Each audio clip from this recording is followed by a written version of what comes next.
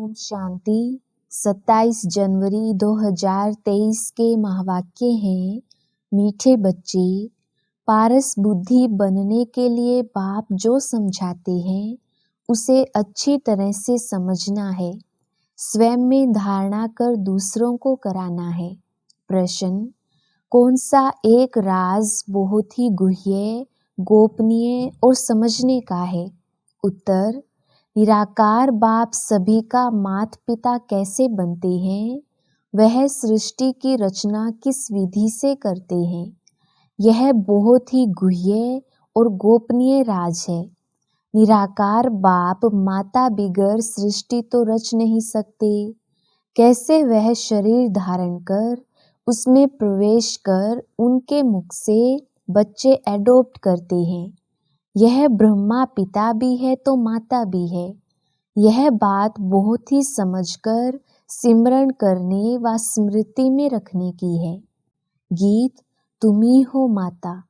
ओम शांति।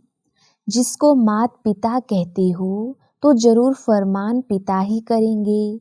यह तो माता पिता कंबाइंड है। यह बात मनुष्यों के लिए समझना बड़ा डिफिकल्ट है और यही मुख्य बात है समझने की। निराकार परमपिता परमात्मा जिसको पिता कहा जाता है उनको माता भी कहते, यह वंडरफुल बात है। परम पिता परमात्मा मनुष्य सृष्टि रचेगा तो माता जरूर चाहिए। यह बात बड़ी गुह्य है और कोई की बुद्धि में कभी आ ना सके। अब वह है सभी का बाप, माता भी जरूर चाहिए। वह पिता तो है निराकार, फिर माँ किसको रखें? शादी तो नहीं की होगी। यह है अति गुह्य गोपनीय समझने की बातें। नए नए तो समझ ना सके, पुराने भी मुश्किल समझकर और उस स्मृति में रहते हैं।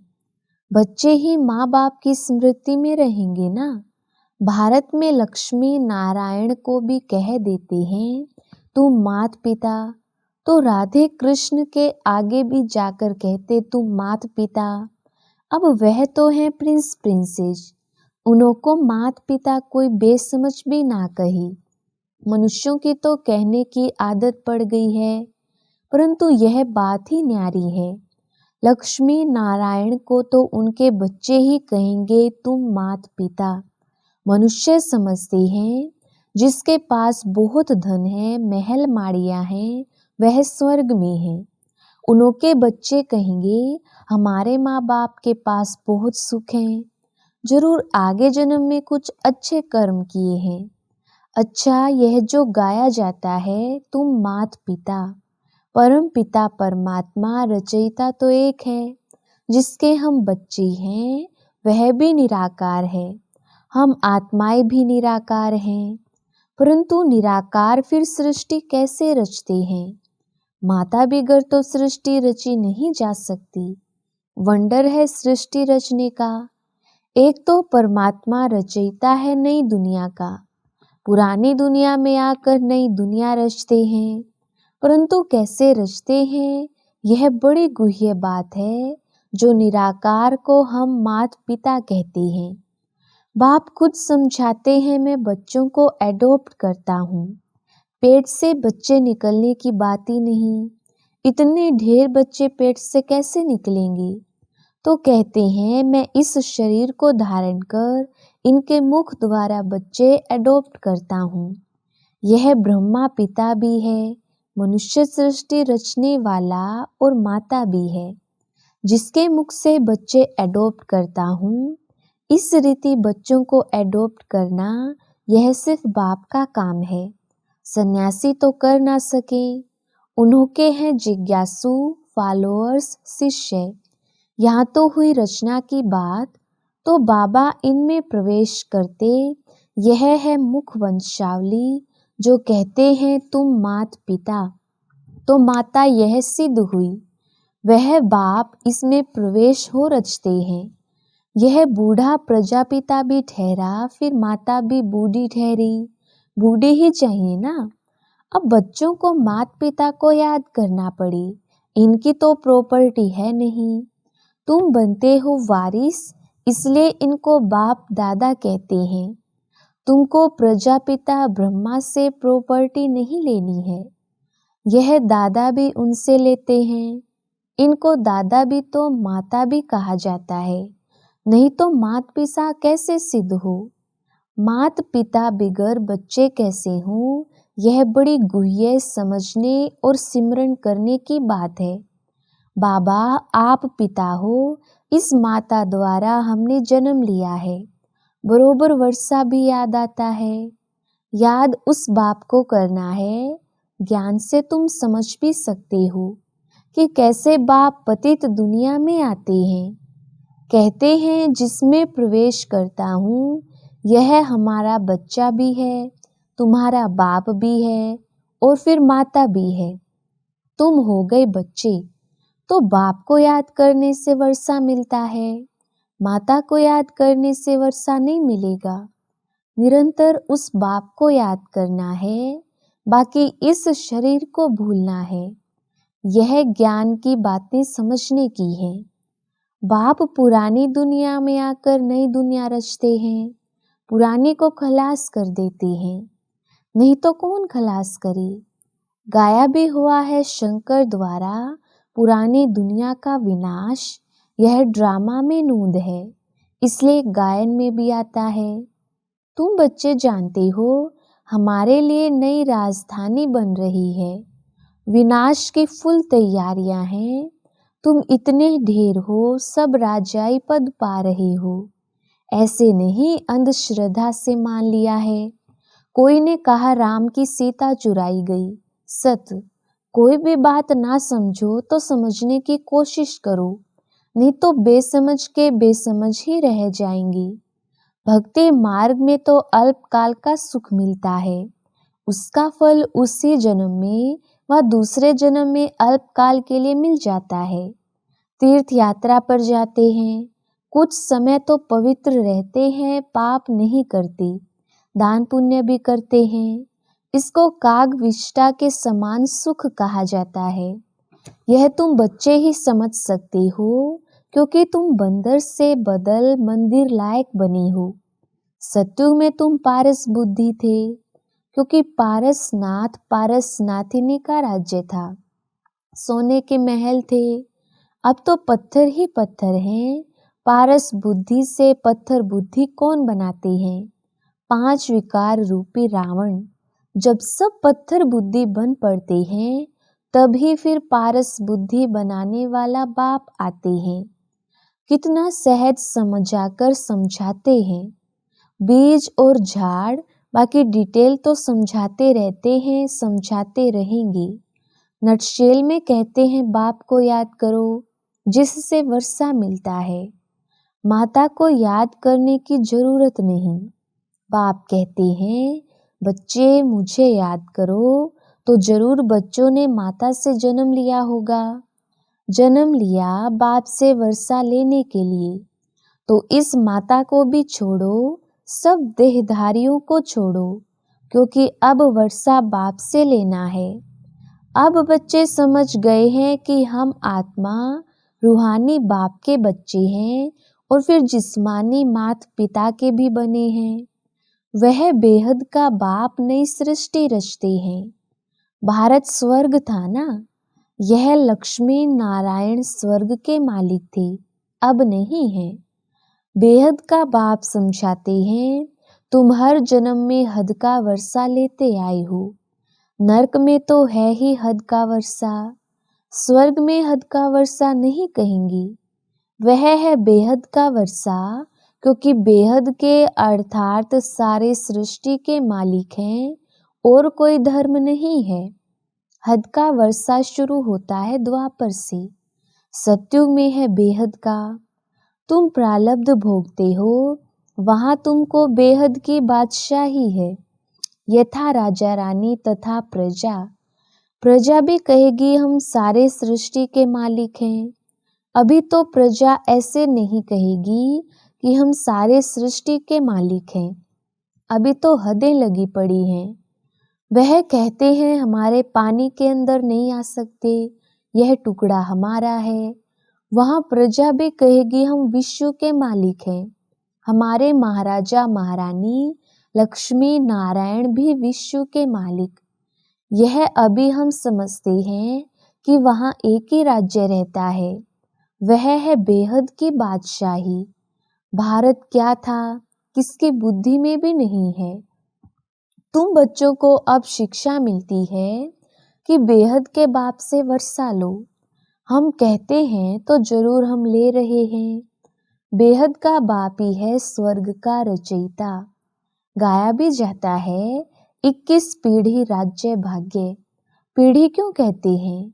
क्योंकि वहाँ बूढ़े होकर मरेंगे, वहाँ अकाले मृत्यु नहीं होगा, माताएं कभी विधवा नहीं बनेंगी, रोना पीटना नहीं होगा। यहाँ तो कितना रोते पीटते हैं, वहाँ बच्चों को भी रोने की दरकार नहीं। यहाँ तो बच्चों को रुलाते रहते हैं कि मुख बड़ा हो, वहाँ ऐसी बात नहीं। ये तो सब बच्चे समझते हैं कि हम अभी बेहद के बाप से कल्प पहले मिसल वर्षा ले रहे हैं। 84 जन्म पूरे हुए, अब जाना है निरंतर बाप और वर्षे को याद करने से विकर्म विनाश होंगे। मन मना भव का अर्थ कितना सहज है।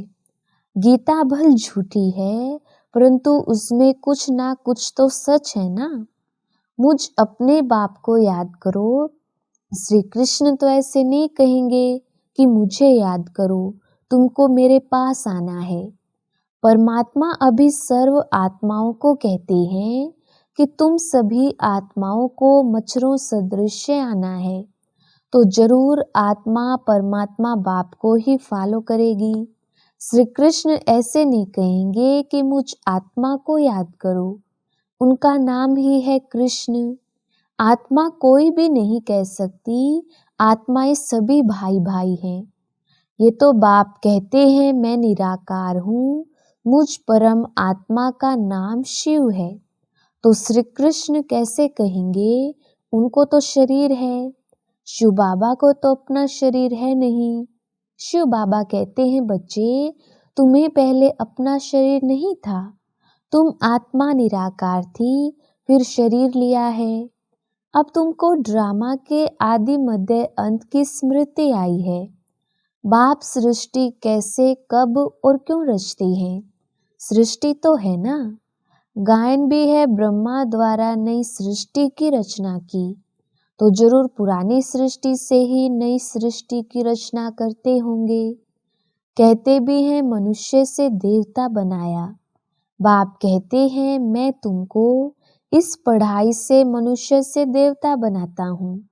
पूज्य देवता थे फिर पुजारी बन गए हो। मनुष्य तो समझते नहीं कि 84 जन्म कैसे लेते हैं। क्या सभी 84 जन्म लेंगे?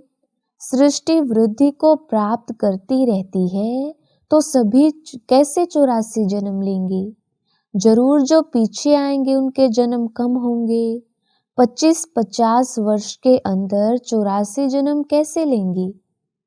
यह है स्वदर्शन चक्र।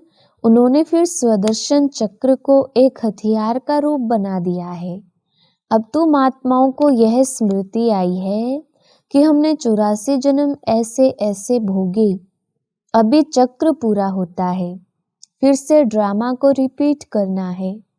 पहले पहले आदि सनातन देवी देवता धर्म जरूर चाहिए, जो प्राय लोप हो गया है। मनुष्य कहते हैं हे गॉड फादर रहम करो, तो बाप कहते हैं अच्छा तुमको दुख से लिबरेट कर सुखी बनाता हूँ। बाप का काम ही है सबको सुखी बनाना, इसलिए मैं कल्प कल्प आता हूँ, आकर भारत को हीरे जैसा बनाता हूँ, बहुत सुखी बनाता हूँ, बाकी सबको मुक्ति धाम भेज देता हूँ। भगत चाहते भी हैं भगवान से मिलने, क्योंकि सुख के लिए तो सन्यासियों ने कह दिया है कि यह काग विष्टा समान सुख है। और दूसरा फिर कहते इस ड्रामा के खेल में फिर आए ही नहीं, मोक्ष को पालें। अब मोक्ष तो मिलना नहीं है। यह है बना बनाया ड्रामा। सारे सृष्टि की हिस्ट्री ज्योग्राफी को तुम बच्चे अभी जानते हो कि कैसे यह चक्र लगाती हैं, जिसको ही स्वदर्शन चक्र कहा जाता है। यह जो दिखाते हैं स्वदर्शन चक्र से सभी के सिर काटे, कंस वध का नाटक दिखाते हैं, ऐसे कुछ भी है नहीं। यहाँ हिंसा की बिल्कुल बात ही नहीं, ये तो पढ़ाई है। पढ़ना है, बाप से वर्षा लेना है। बाप से वर्षा लेने के लिए किसको कत्ल करते हैं क्या? वह होता है हद का वर्षा। यह है बेहद के बाप से बेहद का वर्षा लेना। गीता में लड़ाई आदि की कितनी बातें लिख दी हैं, वो तो कुछ भी समझते नहीं। पांडवों की लड़ाई वास्तव में कोई के साथ है नहीं, यह तो योग बल से बेहद के बाप से तुम बच्चे वर्षा ले रहे हो नई दुनिया के लिए। इसमें लड़ाई की कोई बात नहीं। अच्छा, मीठे मीठे सिकिलधे बच्चों प्रति माता पिता बाप दादा का याद प्यार और गुड मॉर्निंग। रूहानी बाप की रूहानी बच्चों को नमस्ते। हम रूहानी बच्चों की रूहानी बाप दादा को याद प्यार गुड मॉर्निंग और नमस्ते जी। धारणा के लिए मुख्य सार। पहला पॉइंट, बाप से 21 पीढ़ी का वर्षा लेने के लिए निरंतर बाप और वर्षे को याद करने का पुरुषार्थ करना है। किसी भी देहधारी को याद नहीं करना है। दूसरा पॉइंट, बुद्धि में स्वदर्शन चक्र फिराते रहना है। हम पूज्य थे, फिर पुजारी बने, 84 जन्मों का चक्र पूरा किया, फिर से ड्रामा रिपीट होना है। हमें पुजारी से पूज्य बनना है। यह स्मृति ही स्वदर्शन चक्र है। वरदान, समानता द्वारा समीपता की सीट ले, फर्स्ट डिवीजन में आने वाले विजयी रतन भव। विस्तार, समय की समीपता के साथ साथ अब स्वयं को बाप के समान बनाओ। संकल्प, बोल, कर्म, संस्कार और सेवा सब में बाप जैसे समान बनना अर्थात समीप आना। हर संकल्प में बाप के साथ का, सहयोग का, स्नेह का अनुभव करो। सदा बाप के साथ और हाथ में हाथ की अनुभूति करो तो फर्स्ट डिवीजन में आ जाएंगे।